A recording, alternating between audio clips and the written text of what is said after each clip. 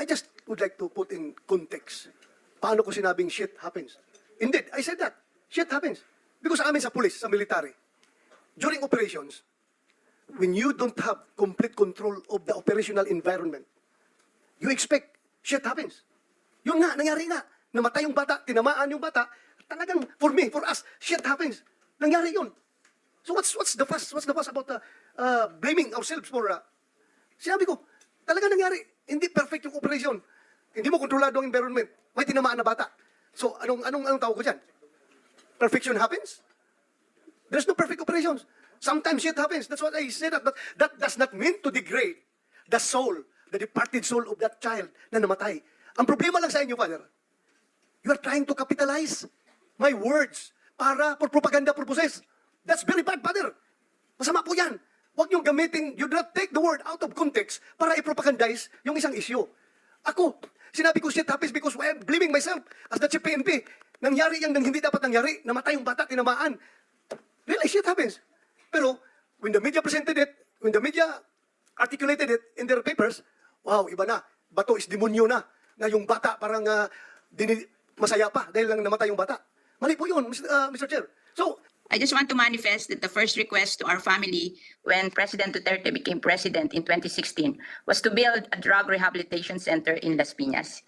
He came to inaugurate the drug rehab center. My only disappointment is that the complaint of the people that it is hard to be admitted in the drug rehab center. That's all, Mr. President. Thank you, Senator Villar. Mr. De Los Santos, okay. Try to keep it concise and direct to the point po, Mrs. De Los Santos. Go ahead. Magandang umaga po, Ginoong Tagapangulo, sa lahat po ng miyembro ng Blue Ribbon Committee at sa mga resource person na naririto po ngayong umaga. Ako po si Randy De Los Santos, ang tiyuhin po ng napaslang na 17 taong gulang noong August 16, 2017. Nagkaroon po ng isang police operation, Ginoong Tagapangulo, sa aming lugar. At sabi ho ng mga pulis sa kanilang report ay bumunot ng barel, lumaban si Kian De Los Santos. Sa pagdinig ng mga kaso, hindi ho yun totoo. Napatunayan po namin sa korte na si Kian ay hindi nalaban at pinatay. Intensyonang pinatay ng mga pulis. Mga ilang araw, Ginoong Tagapangulo, habang nakaburo lang aking pamangkin, naglabas po ng kasinungalingang statement ang pamunuan po ng PNP. At noon po ay pinamumunuan ng ating kagalang-galang na senador, Bato de la Rosa. Ang sabi po dun sa statement ay yung tatay daw po at yung uncle ay kilala sa aming lugar na siga, kinatatakutan at nagbebenta ng droga at ginagamit po si Kian De Los Santos bilang tagapagbenta nito. Ginoong Tagapangulo, totoo po, kilala ho kami sa aming lugar, pero hindi po konektado sa illegal na droga. Kilala ho kami bilang mga saksi ni Jehovah na nagbabahay-bahay, kumakatok sa mga pintuan at nagbabahagi ng salita ng Diyos. Marahil ang kagalang-galang na Senador Robin Hood Padilla ay makakapagbigay po ng kanyang pananaw sa kung ano hubang uri ng pagkatao kaming mga saksi ni Jehovah. Brother, magkasama tayo noon. Kasama ko po ang inyong ina. Ginoong Tagapangulo, marahil po ang malisyoso at maling pagbibintang na ito ay nakaapekto po sa amin. Inalis po ako sa trabaho, Ginoong Tagapangulo, dahil sa maling akusasyong ito. May mga magulang ko ako, may anak ako. Dahil sa statement na yon, na di umano, marahil, pinanggalingan, ay sa Intel daw po. Ang laki-laki ho ng budget ng Intel bakit ho ganun? Tinanggal ho ako sa trabaho. Dahil po dyan, binalot ng takot ang aming pamilya. Namamarkahan sa publiko at sa national TV na kami po ay identified bilang tagabenta ng droga. Noong panahon yun, nakakatakot na ho Baka kami na ho isunod. Dahil ho dyan ang aking kapatid ay kinuha po ng Public Attorney's Office para dalhin sa WPP. Teka lang po, naiwan po ako sa labas. Ako ho ang tiyuhin Bakit hindi ho ako sinama? Sa mga panahon yun, Ginoong Tagapangulo, takot po ako. Dahil markado na ho ako Pero narito po ako ngayon bilang kinatawan po ng program paghilom bilang field coordinator. Sa aming pong programa, Ginoong Tagapangulo, meron po kaming 312 pamilya na inabot na kapwa namin mga biktima. Lahat po sila, Ginoong Tagapangulo, ay pinatay. Pinasok ang mga bahay. Police operation. Sa akin pong pagtingin, wala po ni isa man ang imbestigahan. Na dapat po sana, ayon sa batas, sabi sa Quadcom, na kapag ka po napatay pala ang isang biktima, ay dapat na imbestigahan. Kasuhan ng mga pulis at doon, kung hindi po ako nagkakamali, hindi po ako abogado, doon idepensa ng mga pulis na ito, ng mga alagad ng batas na ito, ang kanilang pagiging inosente. Pero nakalulungkot po, Ginoong Tagapangulo, na sa record po namin, may mga affidavit po na pinapipirma ang mga kapulisan at sinasabi doon na hindi na raw po sila handa na sampahan ng kaso o hindi na po sila interesado pa na magdemanda sa nangyari sa kanilang mga pamilya. Nagkaroon din po ng mga kasinungalan, Ginoong Tagapangulo, sa mga pampublikong dokumento, kagaya po ng mga death certificate na nangalagay ay natural cause po ang dahilan ng pagkamatay. Pero meron po kaming Project Arise na kung saan yung 5 taon na pag-i-expire po ng mga kapwa namin biktima na wala pong kakayanan para ipagpatuloy sila sa kanilang pinaglibingan, ito po yung ina-exhume namin. Dinadala ho namin kay Dr. Fortun. Kahit po buto na, nagsasalita pa ng katotohanan. At isa na ho rito, Ginoong Tagapangulo, Your Honors, ay yung matapos po yung 5 taon na renta po ni Kian De Los Santos, in-exhume ho namin yun eh. Tapos po, dinala kay Dr. Fortun. Akala ho namin, okay na naimbestigahan na ho eh. Pero may bala pa po. At ito po yung on record. Maaari po nating tanungin si Dr. Fortun sa kanyang mga natuklasan. Ginoong Tagapangulo, ako po bilang kinatawan ng aming pamilya, ng aking kapatid, nag-usap po kami bago po ako magtungo sa kagalang-galang na komiting ito. Ano bang aking sasabihin doon, Tol? Ano bang gusto mong iparating sa ating kagalang-galang ng mga senador at sa ating tagapangulo? Dismayado po ang kapatid ko, Ginoong Tagapangulo, sa nangyari. Hindi pa ho namin nakukuha ng buo ang hustisya. Kung maaalala po ninyo, 3 po yung aming isinampang kaso laban sa mga kapulisan. Murder, planting of evidence ng baril, at planting of evidence ng droga. Ginoong Tagapangulo, napatunayan na ho namin ito sa korte. Tila maila pa rin po yata sa amin ng hustisya. Nanalo ho kami sa RTC. May gawad po na danyos, hindi pa ho namin nakakuha ito, Ginoong Tagapangulo. Ang kapatid ko ho ngayon, na-stroke. Kalahati ho ng katawan niya ay lantang gulay.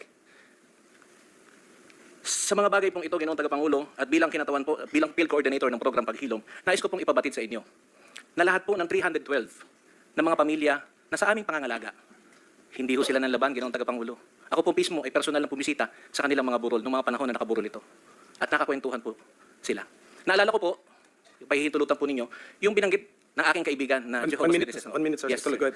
na Jehovah's Witnesses noon. Ang sabi daw po ay, kapag ka namatay ang isang tao, makikilala mo kung sino siya. Sa burol, buti nga, namatay yung tao niya, napakasalbahe niyan eh. Pero kapag ka namatay po ang isang tao, sasabihin, sayang, nakakapanghinayang, napakabuting tao niyan, tumutulong. Marahil ito po ang naobserbahan ng ating mga media na narito, na halos 2 linggo nag-cover sa burol ni Kian. Marahil po nagtanong-tanong kayo, Ginoong Tagapangulo, sa karakter ni Kian De Los Santos. Hindi ho siya. Wala ho siya sa listahan. Hindi po siya, Ginoong Tagapangulo, nagbebenta ng droga.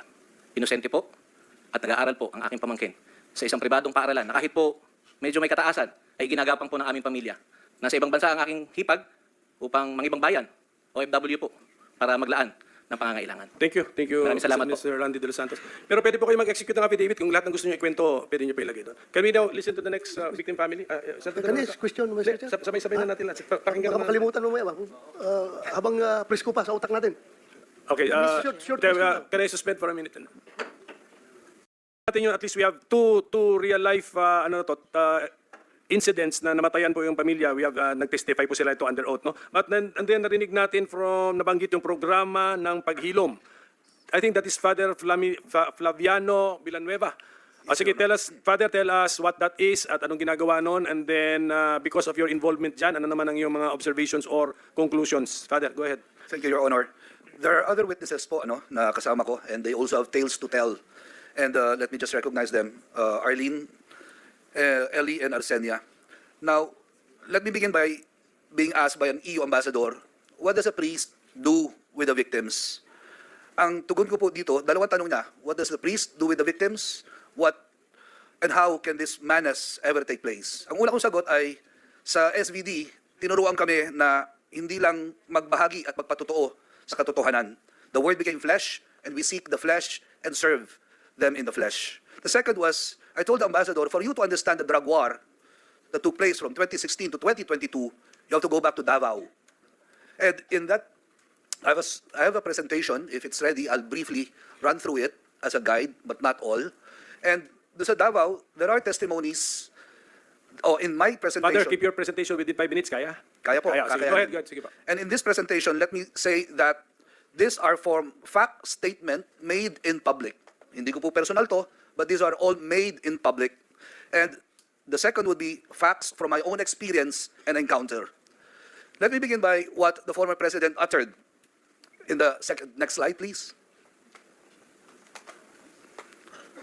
Following the death squad would be the statement, they are saying that I'm part of a death squad. True. That is very true. I'm just pointing a point. Followed by, next slide, please. The other slide. If you are doing an illegal activity in my city, if you are a criminal or a part of a syndicate that preys on the innocent people of the city, for as long as I am mayor, you are a legitimate target of assassin. At ito po ay pinatutuhanan sa susunod na slide ni Arthur Las Cañas, who said, and I quote, "Duterte is the lord of all drug lords in the southern Philippines. He is the most dangerous person in the southern hemisphere." End of quote. Another person na nagpatutuo po ay walang iba kundi si Edgar Matubato. Ang kanya pong winika ay, "It was Mayor Duterte himself who recruited us. He was present when we were organized during a meeting at the Old Men Seng Hotel. He called us the Lambada Boys. Our work was to kill and only to kill. At the start of the Lambada Boys, actual killing served as our training to kill people who were defenseless and who were caught unaware." This is the Davao template. And moving forward, and just to sum it from the records made in public, meron po 1,000 hanggang, o at least 1,000 ang namatay sa 1998 to 2008. Moving forward, what did we discover in the DDS template? Let me provide 4 elements sa nakita ng mga testigo. And these 4 elements in the next slide would present to us, meron nakikitang shabu, 1 hanggang 3 sachet, kapiraso lang, hindi pang mayaman, panggamit at pangbenta para maitawid ang pamilya. Hindi ko po sinasang-ayunan ang mga adik sa dahilang 15 taon din akong gumamit. At kaya ko po pinasok ang ganitong pagtatanggol sa mga inakasuhan na adik, naniniwala ako may pag-asa sila. Hindi dapat paslangin o pasabugin ang bungo. Pangalawang bagay na nakikita ay ang revolver. Meron mga patunay na ang revolver ay tampered. Ang revolver ay ginamit na 3 beses sa iba't ibang crime scene. Short of saying, recycled. Ang katawan ni Jonas sa susunod na slide, pangalan niya po, Jesus Jonas. Ito po ay nakita noong October 8, 2016. Ang sabi, as always, palaging sinasabi, nanlaban. At kung titignan natin sa pangalawa at susunod na slide pa, nariyan po ang pulis, ngunit kapansin-pansin sa susunod na slide na merong handcuff marks. May handcuff marks at ang kanyang mga daliri ay bali-bali na. Tanong lang simple, paano siya nakabulot at pumutok? Sa unang araw ng pagiging pangulo ng dating presidente, 39 po ang patay. Sa susunod na slide, bukod ito po si Gilbert, masabi ko lang, Barker, pinatay habang nagtatrabaho. Sa first 100 days, in the next slide, we will see that there are at least 3,600 killed as part of the so-called accomplishment. The following slide would give us better numbers or more gruesome numbers. 39 killed on July 1. The number of daily killings averaged or peaked at 49 on what we have called a one-time big time. 33 was the average number of killed. There were 122 children, sinasabing collateral damage daw. 58 killed in a day and in 3 days. And let me just say, given this carnage and along with death-appalling statements instructing police to kill, this points to one thing. There is a mad killer or killers at the loose. If this is not addressed, then we are doomed. Father, your 5 minutes are up, so okay na? 1 minute. Can you wind? Sir. Yes, 1 minute, Okay. go ahead. Micah was killed, 3 years old. And ang kalungkot-lungkot na nabanggit ng ating ginagalang na senator, shit happens. Aldrin Pineda, ang tanong niya, bakit ako binaril ni Omar? And in the last 30 seconds, let me present, sa 312 na sinabi ni Randy De Los Santos, nung lumalago na po ang programa ng 200, naggawa ko ng munting katanungan, ilan ang nagdodroga? Ang sagot nila, 120. Ibig sabihin, merong 80 walang kinalaman sa droga, inosente. Ang sunod kong tanong sa kanila, sino ang nagdodroga nung pinaslang o pinatay sila ng pulis o civilian police? Wala po nagdodroga sa amin nung pinatay sila. Ang isa pang magic number, 0. Sa kanilang salaysay. Hanggang sa ngayon, ipaglalaban nila, walang pinaslang. Sino po ang mga principal? Alamin ho natin sa quad hearing. If I may just share. Is that, Father? What is These are that? the list Sige, of go ahead. members that we have. Members ninyo ng programa? Apa. Programa Paglihok? 329 names. Pinaslang lahat. Lahat ay may affidavit. Lahat ay pwede magpatotoo Lahat po ay may pamilya na wala ng breadwinner. At ngayon ay naghihikahos, ngunit lumalaban ang hangad, katarungan sa bansang makadiyos. Hindi dapat palakpakan ang pumapatay. Dapat ito kinakalinga at hinihilom. Marami po salamat. Father, ganito. Kaya kayo maraming alam sa issue na ito kasi kayo ang nagpapatakbo ng programa, anong name? Program Paghilom po. Program Your Honor. Paghilom. At dahil sa ikaw nagpapatakbo niyan, ano yung interaction mo? Doon sa 312 families o sa 200 families? Both po. Ilan? How many families ngayon ka-interaction We have 312 families. 312 families yung ka-interaction mo. Kasi Yes, po. namatayan sila lahat. Yun po. Yes, po. That's why doon nakabase lahat itong sinabi nyo. And that is in coordination with Randy De Los Santos being my field coordinator. Kasi si Kian is one of the 312 na nakalista. Sige po. So, definitely organized na yung data ninyo. Tama? Yes po. Apo. So, can the committee request for your organized data? We will, upon checking po with our lawyers, what we could share and what is highly confidential for their safety. Ate, sa tanong marami na tanong. Inaano ko lang yung itong nilalagay ko lang sa context yung bakit tinawag natin si Father Flavie as a witness. Kasi although hindi siya namatayan, hindi siya but 312 families ang inaruga ng kanyang organization na program Paghilom at meron kang personal interaction with them. Okay, sige. And then meron kang sinabi na, sabi mo, Senador, na sabi shit happens. Sino yun? Are you referring to? Yung po yung nabanggit ni Senator Go nung namatay si Micah. So, it's go. So, Senator Go? Sorry, my Senator? apologies. Senator Senator Bato. De La Rosa. Sige, as a matter of right, the Senator can react if he wants to. Yes, Mr. Chair, thank you. Mr. Chair. Matanong ko lang si Father, when you said that you used drugs for 15 years, ano po yung drugs na ginamit mo, Father? Shabu po, at bago pa mag-shabu, Pare ka na noon? syempre hindi pa ho. Hindi ka pa pare. Natural po. So, 15 years. How old ka nag-start gumamit ng Cebu? Father, ako sagutin niyo. Ako sagutin niyo. Mr. Chair, simula po ako ng 16. 16. Opo. 16 plus 15, that's 31. Kailan ka naging pare? 2006. 2006. How old were you? 2006. 31 ho. 31. So meaning, nasa loob ka pa ng seminaryo, gumagamit ka ng Meron Cebu. po akong tinatawag na relapse, Mr. Chair. Relapse. That's good. I congratulate you for reforming your life. And Salamat being a po. good example, I congratulate you. You're a good example to this community. Salamat po, Mr. Chair. Pero hindi po ako gumagawa at nagfa-fabricate o pinapalobo. When you said that you do not intend to hurt the feelings of the bereaved, by the word itself, you already did. Salamat po, Mr. Chair. Well, depende sa inyo yan. That's subjective, Mr. Chair. Kasi sa akin, when I say shit happens, that's for us to blame ourselves. That shit happens. That is not intended for the people or the victim. And Can we contextualize? Aminado naman si Senator Bato, konektado ito sa 1-year-old na namatay, kaya kayo napasalitang shit happens. Yes, Mr. Chair. Can we, 3-year-old. ilan? Mr. Chair, 3-year-old. 3 years old daw. Na nangangarap din Okay. maging polis. Sige, Father, ikaw familiar sa, what happened doon sa 3 years old na namatay? Sige nga, so that we will see the, Sa pagkaalala ko po ay ito po ay isang police operation at ang hinuhuli nila yung yung tatay, at dahil dito ay nadamay po yung anak, ano? Nadamay yung anak at namatay yung anak. I wouldn't want to give any saan other, po yun? I wouldn't want to give Okay, any place and then date, and then sa incidenting yun, yung 3 years old lang ang namatay? kasama po yung ama, Mr. Chair. Kasama ang ama. So, yun. That is the context, ha? Yan, Yes. yan yung context, ha, na nangyari to. Yes, Mr. Chair, wala naman talagang pulis gustong pumatay ng bata. Kaya nga sabi ko, shit happens. Nabati naman yung bata sa crossfire. Kaya nga, nangyari yun. Father, sa investigation ninyo, official police operation yon, na-confirm na rin nyo sa HQ? It was po. Kaya Okay, may mga pangalan ng operatives. I think meron po, Mr. Chair, and ayaw kasi mag-appear po nung Paki-organize na lang po yung data kasi Opo. isa na yan sa napag-usapan natin ngayon. We are interested in that police operation na may 3-year-old na namatay. Yes, Kasama ng kanyang papa siguro, papa? Yes Kasama po. papa. O, sige. Mr. Chair, na-autopsy rin po ni Dr. Raquel Fortun ang bata. So she can objectively provide the truth in this committee. Salamat po. Yeah, Mr. Chair. Senator Bato. Another question. Yung inimbestigahan ninyo, Father, ng mga kaso, marami yon sinabi mo. And you have evidences. Meron kayong proof na sabi mo pa nga, binalian ng kamot.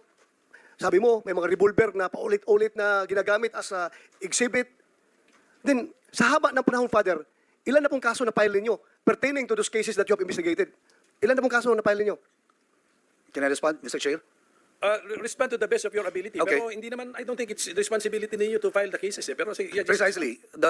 Mr. Chair, but since concerned siya, advokasya niya yan, he should see to it that justice must be served to these victims. Hindi So, po ba mas responsibility ng pulis yan? responsibility nga ng police, Mr. Chair, pero sila nag-imbestiga, he's provided. Otherwise, kung hindi siya tumulong para mapile yung kaso na yan, halata ng ginagawa niya, puro propaganda. Nagpo-propaganda lang siya. Nagsasabi siyang ganun. Hindi pala siya interested na makuha ang hustisya. Hindi niya pinaloob sa pulis kung nakasuhan na itong mga gago na ito. Because I, for one, I want justice to be served. Lalong-lalo na yung mga inosente na pinatay. Dapat talaga, Father. Baka mas pwede pa akong maging pare kung tutuusin. Kasi gusto ko talaga kung if I have the goods, I have the evidence as you showed that a while ago. Balik-balik na, halatang binugbog mo na bago pinatay eh. Di ba? So, you should pinalua mo sana yun, napal yung kaso. Kung hindi mo pinalua, well, masasabi ko hanggang propaganda ka lang, Father. Mr. Thank you, Chair. Mr. Chair. Mr. Chair. Father, Senator Risa wants to interject something. Sige, Brief, Senator Risa. salamat kayo, Mr. Chair. Brief interjection lang. May expression kanina na what's the fuss. I think dahil lahat tayo, lahat around the table, ayaw nga natin na may nangyayaring ganito na may batang nagko-crossfire. And a good number of us, ayaw din natin ang buong sitwasyong ito na nagkaroon ng EJ case, nagkaroon ng war on drugs. And secondly, Mr. Chair, for the record, ilang beses na rin nagkaroon ng pagdududa sa motibo ni Father Flavi sa pagharap sa ating komite. I think na he doesn't deserve that dahil pinepresume po ng ating komite na all our resource persons humaharap sa atin in good faith. So kung maaari ko lang i-make of record yan, Mr. Chair, na buong loob akong nananalig sa good faith ni Father Flavi sa pagharap sa atin at pagpresenta ng karanasan at ebidensya na meron ang Project Paghilom. For the record, Mr. Chair. Father, you don't mind being asked these hard questions naman, di ba? No, except that Okay, answer to the best of your ability. Salamat po. And Mr. Chair, I would like to acknowledge the intervention of Senator Riza. Hindi po uso at hindi po nasa bokabularyo ko ang pag-upload ng katotohanan at pagpapropaganda. Ito po ay ginawa ko sapagkat bago pa magkaroon ng patayan sa nagdaang administrasyon, meron na tayong isang lugar kung saan tinatawag na kalinga, nagpapaligo, nagpapaaral, at meron pang only rice ang mga homeless. 2015. But when 2016 started and came in, dahil ang pinatay mostly are breadwinners, I was already thinking in advance na ang mga naiwan na pamilya, kapag hindi natulungan dahil breadwinners ang namatay, they will also end up in the streets. So to address that issue, we created Program Paghilom to help provide the core competence of psycho-spiritual interventions. Yun po ang hugis ng hustisya na nais namin ipaabot. Let us take note that justice has different facades. Isa lang po ang korte, o ultimate ang korte. But being able to rise up in the morning para magtrabaho, ang anak, kahit kandila, magsulat at mag-aral mabuti, para sa akin, katarungan na po yun.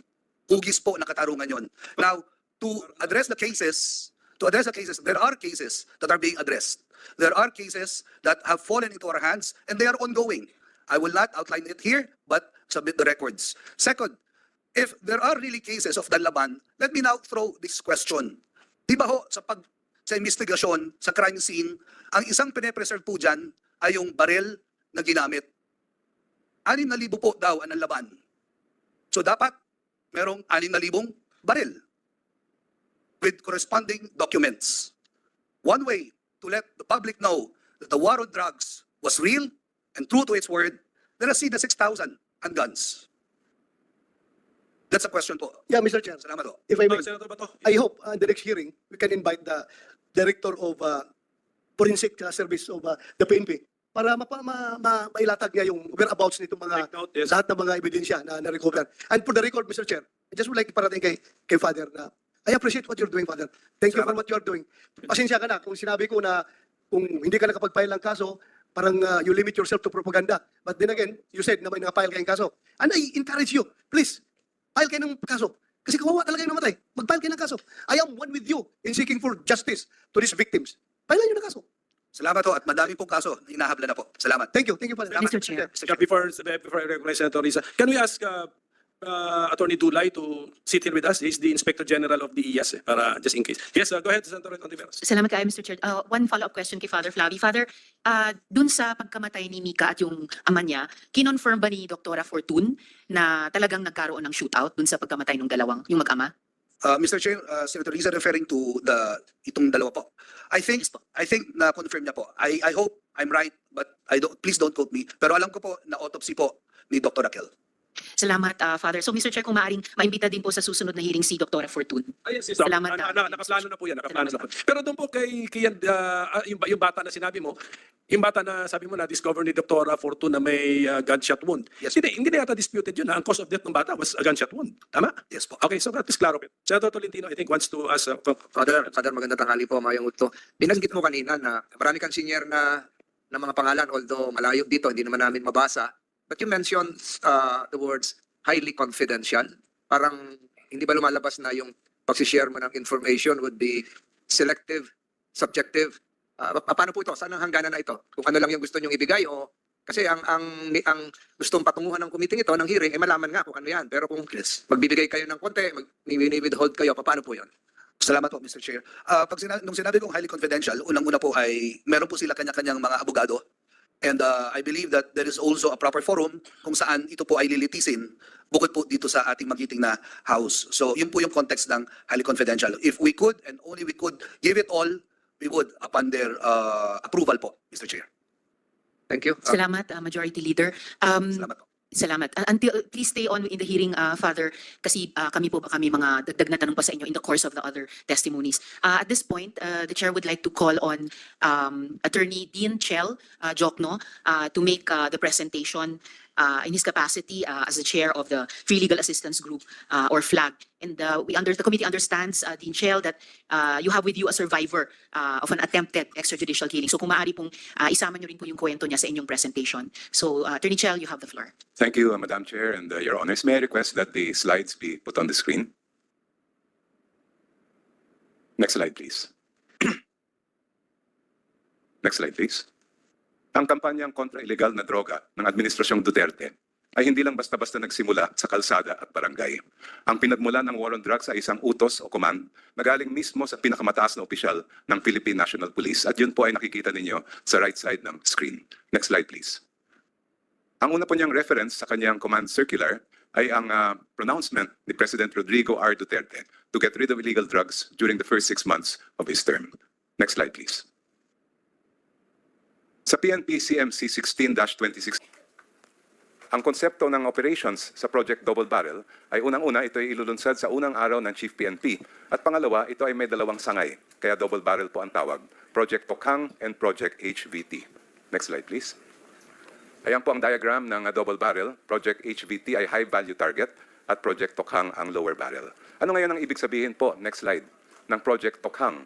Yan yung alam natin ng mga house-to-house visit ng pulis sa mga pinaghihinalaang sangkot sa illegal na droga. Next slide. Ano naman ang Project HVT? Ayan po yung tawag na high-value targets, yung mga involved na drug personalities sa international at domestic drug trafficking. Next slide, please. Kaya ang tanong po ay, ano ang pinagkaiba ng Project Double Barrel sa mga dating anti-illegal drugs campaign ng pamahalaan? Dalawa po ang pinagkaiba. Next slide. Unang-una, may utos sa loob ng command circular na yan na mag-neutralize at mag-negate ng mga suspected illegal drug personalities. Pangalawa, ang utos ay gumamit ng drug list para tugisin ang mga sangkot umano sa illegal na droga. Next slide, please. Siyempre po, alam naman natin lahat, ang trabaho ng pulis ay mag-imbestiga, magkalap ng ebidensya at magsampa ng kaso laban sa mga salarin. Kaya ang tanong ay, bakit nag-iba ang utos sa Project Double Barrel? Imbis namang aresto at magsampa ng kaso, bakit neutralize at negate ang iniutos ng CMC 16-2016? Imbis na magkalap ng ebidensya para sa korte, bakit drug list ang iniutos nitong command circular? Next slide, please. Paulit-ulit po ang utos ng command circular na ito na mag-neutralize. Mismo sa purpose ng circular nakalagay na dapat i-neutralize ang mga illegal drug personalities sa buong Pilipinas. Next slide, please. At sa loob ng circular, nandiyan po naka-highlight sa dilaw, yan yung mga paulit-ulit na command to neutralize and to negate. Next slide, please. Wala naman po sa batas ang salitang negate at neutralize, kaya libre ang pulis na unawaan ito base lamang sa kanilang sariling interpretasyon. Kumbaga, Your Honors, ay bahala na sila magpasya kung ano ang ibig sabihin nito. Ang tanong po ngayon, syempre, ay ano ang pagkaintindi o pag-unawa ng pulis sa utos na mag-neutralize at mag-negate? Next slide. Ang mga susunod po na salitang paggamit ng neutralize at negate ay galing mismo sa mga opisyal ng PNP. Next slide, please. Si PNP spokesperson, Senior Superintendent Carlos noong 2016, mismo ang nag-announce noon na ang ibig sabihin ng neutralize ay pinatay o killed. At mismo siya nag-announce na papalitan na nila sa mga report ng double barrel, imbis na killed, ang ilalagay nila ay neutralized. Next slide. Ang mga susunod naman ng mga police reports ay sinulat at nanggaling mismo sa mga units ng PNP sa Santa Ana, Manila. Makikita dito, paulit-ulit din nilang ginagamit ang neutralize kaugnay ng Project Double Barrel at ang pagpatay sa suspect dahil umano siya ay nanlaban. Ito po yung isa. Next slide, please.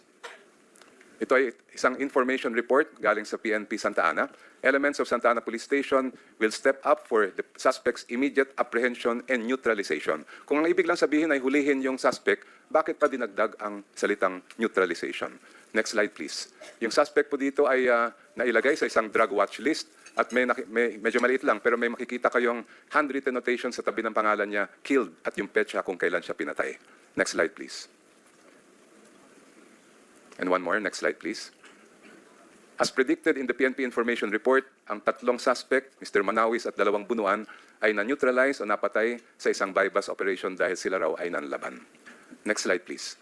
May hawak pa po ang flag ng mga 20 sets pa ng mga police reports galing din sa Police Santa Ana na ganon din, halos eksakto word for word ang paggamit nila ng salitang neutralize. Ang nakita po namin pattern, una, bago magsagawa ng police operation, na-identify na yung suspect bilang target for immediate apprehension and neutralization. Pangalawa, halos lahat sila ay nasa drug watch list. Pangatlo, nung nagkaroon daw ng bypass operation, lahat sila ay nanlaban at pinatay. Next slide, please. Pero hindi lang po ang Santa Ana Police ang gumagamit ng neutralize, pati sa Tondo, meron din po. Next slide, please. Ito ay sa isang operation tungkol sa pagkapatay kay Rex Apari. Died during police operation. The operation resulted in the neutralization of the suspect. At hindi lang po yon. Next slide, please. Si Colonel Espenido na nandito po ngayon ay nung tumestigo sa Quadcom ay umamin na ang ibig sabihin na neutralize ay kill. Next slide, please. Tinanong po siya ni Congressman Owaminal, does that include, referring to neutralization, Colonel, na ang pagpatay sa target, ang sagot po, kasali na, Your Honors. At hindi lang po siya, next slide please, pati ang PIDEA Chief, si Director General Lasso, ay inamin din ng ibig sabihin ng negate at neutralize ay kill. Next slide please. Tinanong po siya ni Congresswoman Luistro, can you please enlighten us, ano pong ibig sabihin ng negated?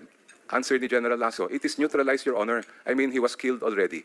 Negated for the case of Mayor Halili would then mean that he is dead already. Yes, Your Honor. That is why it was neutralized already. Sagot, yes, Your Honor. Next slide, please.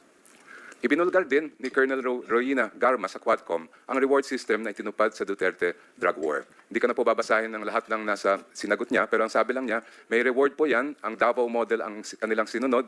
First is the reward if suspect is killed, second is the funding of planned operations, and third is the refund of operational expenses. At gusto ko lang pong i-emphasize, ang sabi niya, rewards were only given for killings, for arrests, only reimbursement of expenses. Next slide, please. Iba-iba din po ang halaga ng reward, depende kung small time o big time. Ang mga small time daw around 20,000, ang big time umaabot ng 500,000 hanggang 1 milyong piso. Next slide please. Kaya ang naging resulta po, killing frenzy sa kapulisan. Kaya sa tingin ko umabot sa 20,322 ang napatay nung una pa lang 17 buwan ng drug war. Ang numero pong 20,322 ay galing mismo sa Korte Suprema, isang extended resolution at ang sinasite nila ang 2017 Year-End Accomplishment Report na galing sa Office of the President. Next slide please. Marami pong mga kamag-anak ang lumapit sa amin sa flag, kamag-anak ng mga EJK victims. Pero marami din sa kanila ay natatakot magsampa ng kaso dahil malamang baka balikan sila o yung mga kamag-anak nila. At kahit ngayon, marami pa rin pong takot dahil many of those involved or responsible ay naka-uniforme pa. Next slide please. Pero meron po kaming isang testigo na kasama po ngayon, isang survivor ng EJK, si Roger Herrero, na nung siya ay binaril, akala ng pulis siya ay patay na, nakahanap siya ng tulong, nadala siya sa ospital, nung nalaman ng pulis na buhay pa siya, kinasuhan siya ng robbery, nakakuha siya ng acquittal, dinismiss ang kasong robbery laban sa kanya, at siya naman ang nagsampa ng frustrated murder laban sa mga pulis. Na-convict po ang 4 na pulis of attempted murder. Ito po ang picture ni Roger Herrero, at nandito po siya sa loob ng ating session hall. Roger, kung maaari po, kayo magtumayo. Ayan, si Roger Herrero po. Next slide, please. Maraming salamat, Roger. Maari pong may magtatanong, robbery naman ang charge. Paano siya naging biktima ng drug war? Next slide, please. Pero mismo ang taga-NBI ang nagsabi po sa amin sa flag na ito ay ginawa ng pulis, kasama ito sa drug war dahil ang reward ang end goal ng mga pulis. At sabi pa niya, the PNP changed their narrative into simple crime operation when the incident reached the NBI because suddenly a charge of robbery was filed. Para din ito yung kaso ni Carl Arnaiz. Kung maalala po ninyo, after Kian de los Santos, ang sumunod na pinatay ay si Carl Arnaiz. Ang sabi naman ng pulis nung lumabas yung balita na napatay nga siya, ay nang hold up daw siya. Pero actually, na-convict yung mga pulis din sa kaso ni Carl Arnaiz, hindi lang ng pagkapatay, kundi pati planting of evidence. Kaya po kami nababahala sa mga nangyayari at sa mga nangyari mga kaso nung panahon ng war on drugs. Ready po, anytime, mag-testify si Roger Herrero. Nasa committee po. Thank you. Roger Herrero, no? Okay. Yes, sir. Sige, are you done? Yes, thank you. And then ikaw, Attorney Jokno, marami kang kliyente na victim families ng EJK, kaya familiar ka sa issue na to? Yun po ba yun? Meron po at meron kaming inihain na kaso sa Korte Suprema sa ngalan ng 3 kliyente namin na nando pa rin at nakapending sa Supreme Court. Kliyente mean to say, namatayan ng mga pamilya? At 3 po sila. Yung isa, si Jefferson Soriano, ay survivor din ng EJK. Okay. Yung isa, si Rowena Apari, ay nanay ng napatay Nanay. na nanlaban daw. At yung pangatlo ay relative po rin ng isang EJK victim. Okay, pero EJK po ito, since familiar ka naman sa background facts, yung mga attempted EJK or victim ng EJK, sa ngalan ng war on drugs ang operation ng police?